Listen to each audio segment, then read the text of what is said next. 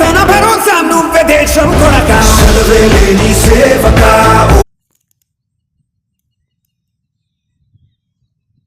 చాలా కంగ్రాచులేషన్ అన్న, నువ్వు ఇంత ఆర్మీ గొప్ప అన్న, నువ్వు చాలా ఆర్మీ అన్న, చాలా చాలా మెచ్చుకొస్తున్నావు అన్న.